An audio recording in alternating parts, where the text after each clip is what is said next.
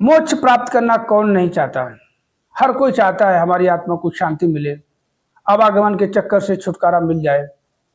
हर कोई चाहता है, हर कोई चाहता है कि हमें अब कोई 84 के चक्करों में ना जाना पड़े। हर कोई चाहता है, और जीते जी हर कोई क्या चाहता है?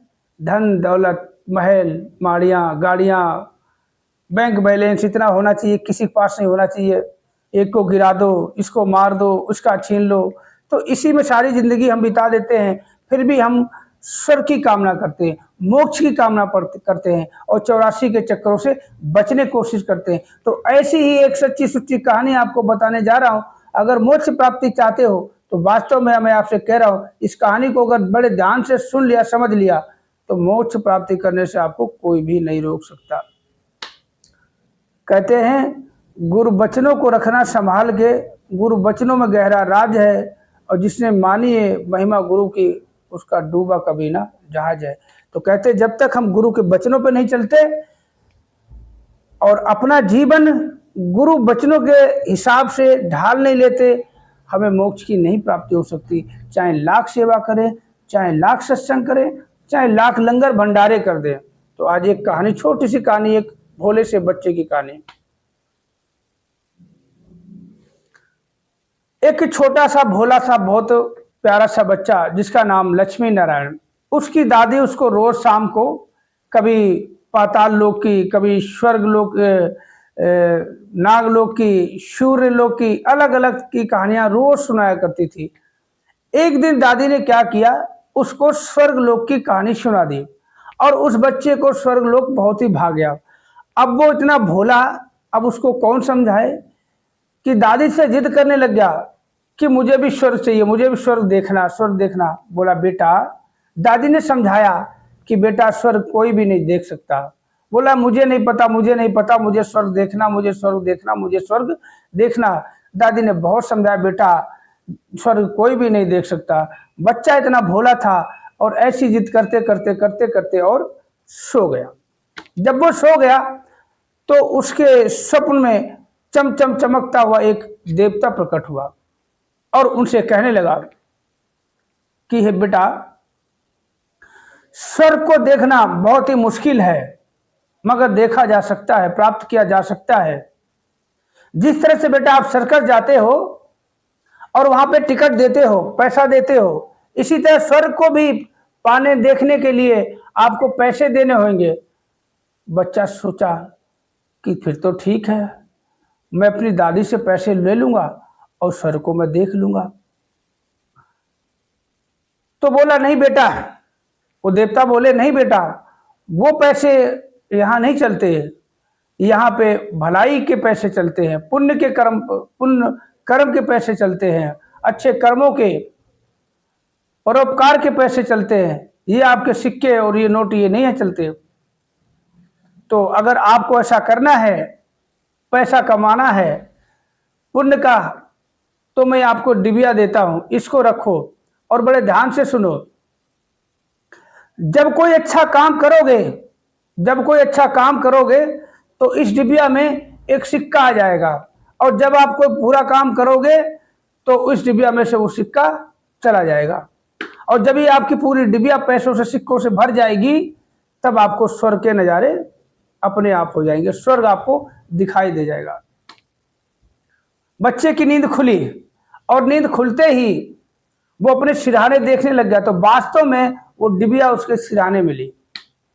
वो डिबिया दादी को दिखाता है, तो दादी उसको 2 पैसे देता है, दादी उसको 2 पैसे देती है।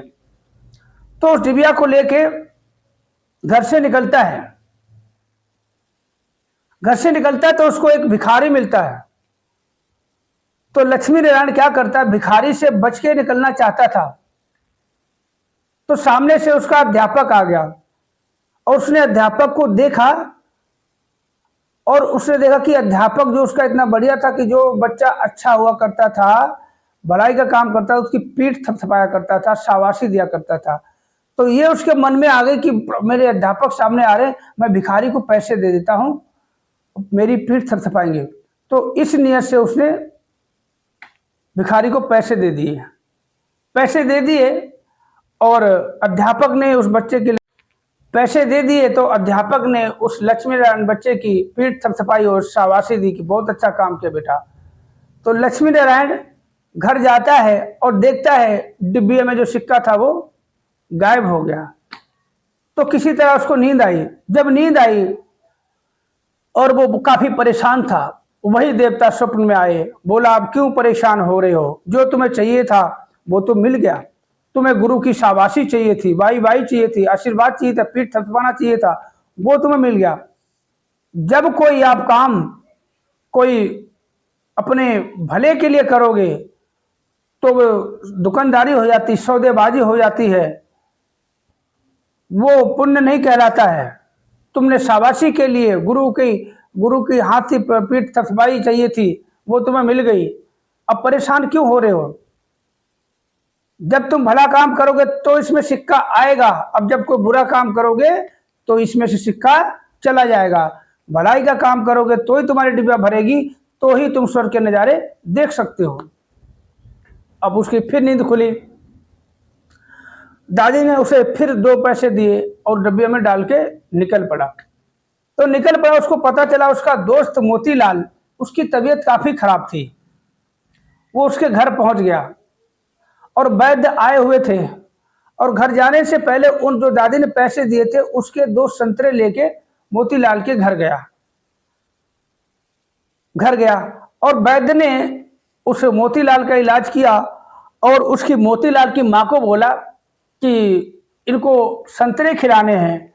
तो मोतीलाल की माँ कहने लगी कि डॉक्टर साहब, मैं इतनी गरीब हूँ, इलाज में इसके बहुत पैसा लग गया है और इसकी बीमारी के कारण काफ़ी दिनों से मैं काम पे भी नहीं जा रही, मजदूरी करके घर का भरण पोषण कर रही थी, तो मैं संतरे कहाँ से लाऊं?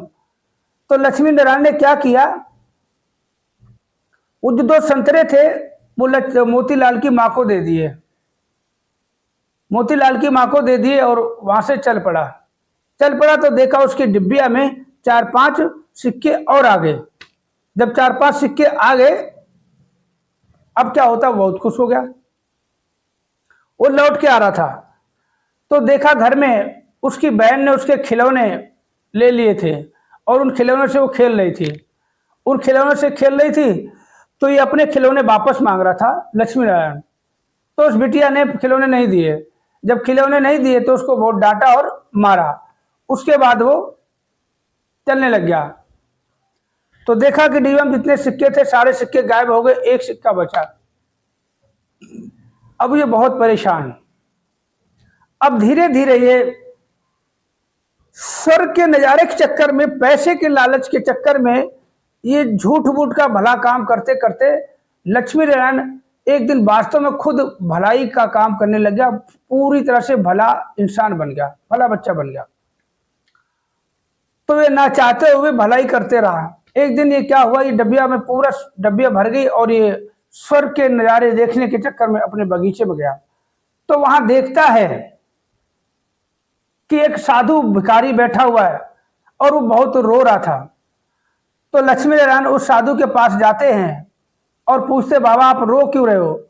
बोला, बेटा मैं क्या आपको बताऊं, जैसी डिबिया आपके पास है सिक्कों से भरी हुई, ऐसी डिबिया मेरे पास भी हुआ करती थी। बहुत ही मुश्किल से डिबिया मैंने सिक्कों से भरी थी स्वर्ग देखने के लिए, मगर आज सुबह गंगा स्नान करने गया तो डिबिया मेरी खो गई थी।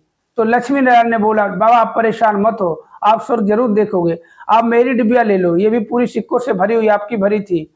बोला, नहीं बेटा आपने बड़ी परिश्रम से ये डिबिया भरी है। बोला, बाबा नहीं, मैं तो अभी लड़का हूँ, मैं अभी बहुत दिन जीवित रहूंगा, मैं डिबिया भर लूंगा, मगर आप तो बूढ़े हो, पता नहीं आप डिबिया भर पाओगे नहीं भर पाओगे, इसलिए आप डिबिया ले लो। तो ये डिबिया उसको दे दी और दे दी तो साधु ने उस लक्ष्मी नारायण के आंखों पे अपना हाथ फेरा।